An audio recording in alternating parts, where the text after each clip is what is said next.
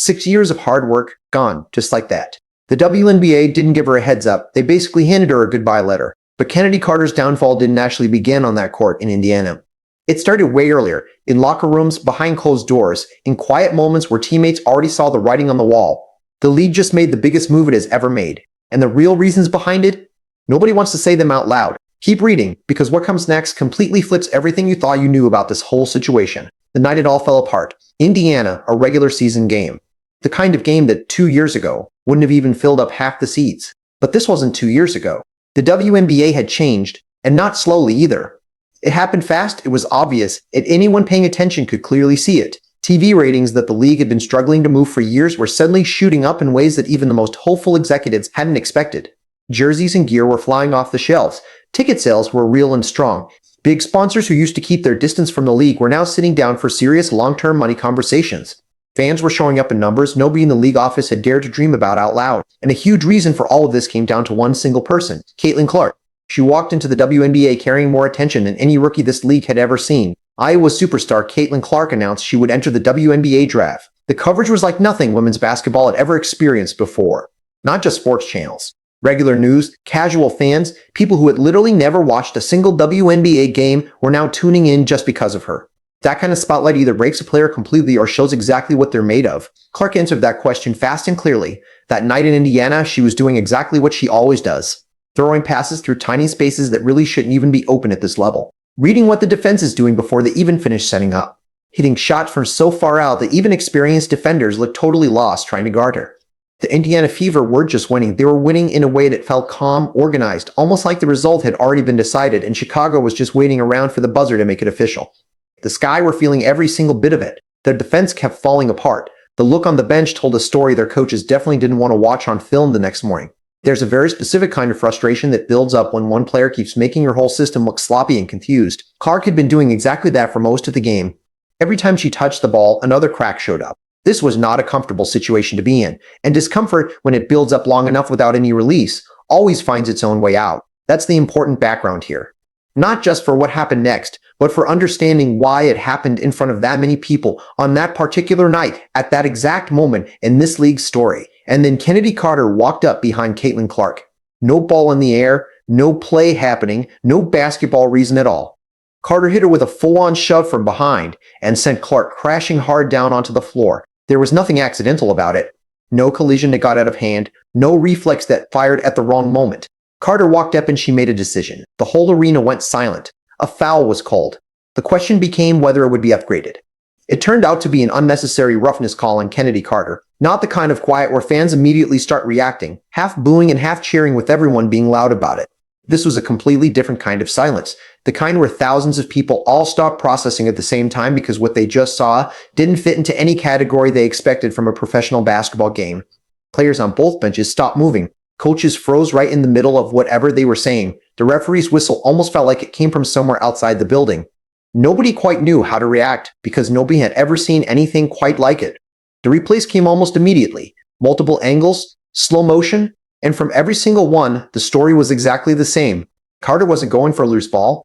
She wasn't contesting anything. She wasn't reacting to being touched. She walked up behind a player who was just standing there and shoved her down to the floor. A veteran analyst sitting courtside that night put it plainly. In 15 years covering women's basketball, he had seen hard fouls, heated exchanges, and moments where emotion got the better of someone's judgment. What happened in Indiana was none of those things. There was no basketball reason for it, not even a stretched one. What happened right after the shove was almost just as telling as the shove itself. Carter didn't check on Clark, didn't look back, didn't make eye contact. She walked away from the play the way you walk away from something you've already decided isn't worth your attention. Like something totally ordinary had just happened and it was time to move on. Clark got up, brushed herself off, and kept playing. That contrast hit differently than any post-game interview ever could. One player had just treated a colleague like she was in the way. The other had just showed everyone, without saying a single word, exactly who she is when things get tough. The difference between those two reactions would spend the next several days living completely rent-free in every single conversation about this league. Something had been set in motion that no final score was going to stop. The league had seen it. The cameras had caught it from every angle. And Carter's clock, even though she didn't know it yet, had already started counting down. The punishment they built to last. When the WNBA put out its official statement, the language was not the usual carefully chosen, play-it-safe wording that leagues use when they're trying to calm things down. Carter's actions were described as a deliberate assault that was inconsistent with the values of professional basketball. Those were not random word choices. Every single person in a league office who reads a statement like that understands exactly what it's signaling. The punishment handed down was an indefinite suspension with conditions for reinstatement. Now, that phrase, conditions for reinstatement, sounds like standard league business. It sounds like a cooling off period with a clear path back. It was not that. Not even close. Multiple sources, speaking without using their names, confirmed what many people inside the league had already suspected. Those conditions were specifically designed to be nearly impossible to actually meet. This was not a learning moment with a clear finish line. The league wanted Carter out of professional competition, but they also needed to protect themselves from legal challenges that come with a straight-up permanent ban. So they built something smarter, a suspension that works like a ban without officially being called one. Think of it like a locked door where they never gave her the code. The requirements included over 500 hours of community service. That alone would take close to a full year to finish while also trying to stay in any kind of athletic shape. On top of that, there were extensive behavioral evaluations with no set endpoint and a probationary period so tight that even if Carter somehow checked every single box, her ability to earn money and move freely would still be severely limited for years. One senior executive, speaking off the record, didn't bother with careful wording. This is career execution, he said. They just didn't use that word. The financial damage attached to all of this goes way beyond what most people picture when they hear the word suspension. Start with the contract money she lost, then add the endorsement deals that didn't pause. They ended. Brands that were in active talks with Carter's team pulled out within days. At today's WNBA, where star players are finally attracting real sponsorship money, that pipeline closing is not a small inconvenience. It completely changes what her earning potential looks like for the rest of her career. Then factor in future contracts she won't be signing, roster spots she won't be filling, and post-career opportunities in coaching, broadcasting, and player development that now have a permanent asterisk sitting next to her name. When you add it all up, estimates put the total career earnings loss above $1.2 million. Some projections go significantly higher. For a player in a league where most athletes earn far less than their NBA counterparts and where every single contract matters deeply, that is not a setback. That is a career-ending financial reality. And the real question, the one not enough people are asking out loud, is whether this shove was actually the reason for all of this, or whether it was simply the final piece of a much longer puzzle. The last thing the league needed before they felt justified doing what they had probably already decided to do. Punishments this precise don't get built overnight. They get built when an organization has been watching someone for a very long time. A pattern 6 years in the making. Atlanta Dream. Chennedy Carter walks in as the 4th overall pick in the WNBA draft. Draft night looked like the beginning of something really special. The Dream had their player, a high-scoring athlete with elite speed, defensive intensity, and a first step that makes coaches start drawing up plays before the ink is even dry on the contract. The fan base was excited. The front office was confident. Everything pointed forward. Within months, the Dream was having internal conversations nobody wanted to have in public. A locker room confrontation between Carter and Courtney Williams escalated to a point that shook the entire organization. And here's why that detail matters way more than it might seem on the surface. Williams is widely considered one of the most even-tempered, positive people in professional women's basketball. Courtney Williams, who's done such a nice job, and yet when the situation between her and Carter nearly turned physical, a former Dream staff member described it plainly. This was not normal teammate friction. This was the kind of thing that breaks a team from the inside. When a confrontation reaches that level with someone like Courtney Williams, it doesn't stay quiet in the locker room. It spreads through the whole organization. It changes how coaches approach practice. It changes how the front office thinks about the roster. It changes everything, quietly, behind closed doors, in ways that never show up in any press release. Carter's time in Atlanta ended abruptly. She moved to the Los Angeles Sparks' fresh city, new coaching staff, different teammates. Every ingredient for a real reset was in place. The pattern followed her anyway. During film sessions, the unglamorous but totally essential part of pro basketball where teams build understanding and trust, Carter repeatedly interrupted coaches and dismissed what they were saying before walking out of the room. Not once, not twice. This happened often enough that it stopped being an incident and became something the entire organization had to navigate around every single day. The Sparks adjusted, they managed, and eventually they reached a conclusion that still makes WNBA insiders pause when it comes up in conversation. They paid Carter approximately $90,000, nearly a third of their salary cap, to walk away. Not for a trade, not for performance reasons. Simply to get one player out of their building. Sit with that number for a second. In a league where players sometimes take pay cuts just to stay on a competitive roster, one franchise handed over 6 figures. Not for performance, not for a trade asset, just to end the relationship. That is not a financial transaction. That is a statement. It says, whatever is happening here is costing us more than $90,000 to keep dealing with. Carter landed with the Chicago Sky. And if the previous stops hadn't been warning enough, what happened in Chicago should have been the loudest signal of all. Because this time the consequences were not a locker room argument or a buyout. This time the cameras were rolling. What the silence said. In the WNBA, player solidarity is not just something people say for show. It is real, documented, and a consistent part of this league's culture. When these women share a history that most professional athletes don't, fighting for recognition, fair wages, and basic resources that players in other leagues just take for granted, that shared struggle creates genuine bonds. When discipline comes down from the league office, teammates respond. Character references get written. Public statements get released. Players who weren't even involved find microphones and use them. Standing together isn't just an expectation in this league. It is the culture. After Carter's ban, her Chicago Sky teammates said absolutely nothing. Not a single public statement. Not an anonymous quote suggesting the punishment felt too harsh. Not even a vague social media post that could be loosely read as support. Nothing came from the locker room Carter had shared with these women all season. No defense. No quiet suggestion that the league had gone too far. Complete silence. In any other situation, that would be unusual. Given the WNBA's culture of solidarity, it is extraordinary. Because staying quiet when a teammate faces discipline in this league is not neutral. It is a choice. And every single person in that organization understood exactly what their silence was saying. Then there was Angel Reese. Reese had appeared to form a real connection with Carter during the season. They were photographed together at team events. Their public interaction suggested something that looked like an actual friendship developing. Not just polite coworker energy, but two people who genuinely enjoyed each other's company. Fans noticed it. The media noticed it. Within hours of the shove, Reese unfollowed Carter on every single social media platform. No announcement, no explanation, no post about it. Just gone. As clean and deliberate as a door closing. That one action said more than any statement ever could have. Reese didn't have to do it publicly. She could have quietly created distance without anyone noticing for weeks. Instead, the unfollow happened fast enough and visibly enough that it registered immediately across the entire sports media landscape. Whether that was intentional or not, the effect was exactly the same. It told everyone watching exactly where Angel Reese stood, and it did so without a single word. The social media activity in the weeks leading up to the incident had already been telling a story if anyone had been paying close enough attention. Subtle unfollows within the team. Cryptic posts from players about respecting the game and knowing your role.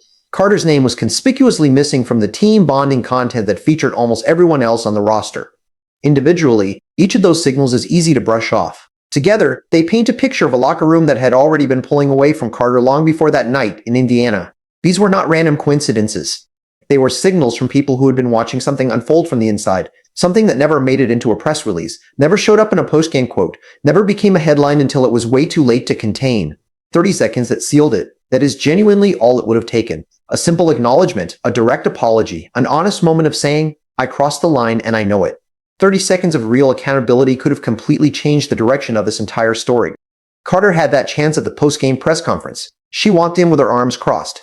Eyes already rolling before the first question was even asked. Audible sighs picked up by the microphone. When a reporter asked her directly about the incident with Clark, Carter responded, Actually, I'm focused on New York right now. I'm not really focused on that play anymore. It happened. It's just basketball. It's over with. I don't know why we're dragging it. When pressed further, asked whether she had any regrets about not addressing it sooner, Carter doubled down. No, I don't have any regrets about not addressing it right away. The room went quiet in a completely different way than the arena had. Those words confirmed everything league executives had been afraid of. Not that Carter had shoved someone, players make mistakes, tempers flare, lines get crossed in competitive environments. What those words confirmed was that Carter genuinely could not see why any of it mattered, could not access the self-reflection that professional growth actually requires, could not meet the moment with even the most basic level of accountability. One media veteran who has covered the league for years described it bluntly. That was the first time he had ever watched a player end their own career in real time at a press conference. The league was watching. The decision came shortly after, and nobody who saw that press conference was surprised. Compare that to how Caitlin Clark handled the exact same incident. Clark is a rookie, first professional season. The pressure on her coming into this league was already unlike anything it had ever seen. Media coverage at a scale the WNBA had never experienced before. Expectations that would crush most veterans. Every single game under a microscope. Then someone shoved her to the floor on national television in front of millions of viewers. Her response was to play the next game. Every time a reporter brought up Carter in a follow-up interview, Clark redirected straight back to basketball, straight back to team goals. No drama, no invitation for more attention, no performance of being the bigger person, just an actual demonstration of it. A former WNBA All-Star watching this all play out noted the poise Clark showed under that kind of pressure. You cannot teach that, she said. That is leadership showing itself early. The contrast between how these two players carried themselves through the same incident is impossible to ignore. One turned down the volume and got back to work. The other walked into a press conference with her walls already up and her career already slipping through her fingers. And she didn't even realize it. What comes next, and what does this actually cost? The WNBA doors are closed, but basketball exists beyond one league, and international options have saved careers before. European teams have historically recruited American talent, and alternative paths have extended the professional lives of players who needed a second chance. That was the reality 5 years ago. The landscape has shifted. European teams and international organizations have become significantly more selective. Talent alone no longer guarantees an open door. Chemistry, professionalism, and character now sit right at the top of every evaluation checklist alongside skill. One international agent who represents multiple current and former WNBA players was straightforward about it. The market for players with documented behavioral issues has shrunk dramatically. 5 years ago, talent opened doors no matter what baggage came with it. That is not the market anymore. For Carter specifically, the combination of factors is brutal: a very public ban, a documented history across multiple organizations, a press conference that went viral for all the wrong reasons. These things do not disappear from a Google search. Endorsement deals that were reportedly in advanced stages of negotiation ended immediately. Brands pulled back. Carter's name now carries associations that no marketing team wants anywhere near their product. When you calculate the difference between the career Carter was projected to have, contracts, sponsorships, post-career opportunities, and the reality she's now facing, some estimates put the total earnings gap above $4 million. She is 25 years old. She had the physical tools for a long and decorated career. Multiple all-star appearances were realistic. Real financial security was within reach. One thing got in the way: not an injury, not bad luck, not circumstances outside her control. Choices. And choices, unlike injuries, do not heal on their own. The WNBA drew a clear line with this decision, not just for Carter, but for every single player watching. The league's viewership is up 87% year over year. Merchandise sales are at historic highs.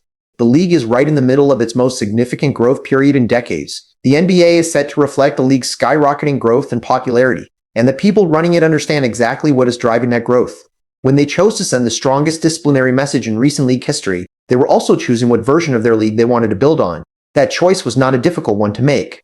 Carter's story will be told in locker rooms and team meetings for years, not as a cautionary tale about a shove. Professionalism keeps you there. Carter had one without the other, and the WNBA just made absolutely sure every player in the league understood exactly what that costs. The league moves forward. Whether Carter does, that answer is still being written. Chennedy Carter had everything: the talent, the draft stock, the physical tools for a 10-year career. What she didn't have was the one thing no scout can measure and no coach can install: accountability. One shove ended it. But the truth is, it had been ending for years before that night in Indiana. The WNBA sent a message so clear that every player felt it. This league is growing, the stakes are real, and the standards are rising right along with them. Carter's story isn't just about one incident. It's about the choices that pile up quietly one by one until there's simply no more room left to recover. If this gave you a different perspective on what really happened, drop it in the comments. We read every single one, because the next story we're covering goes just as deep as this one.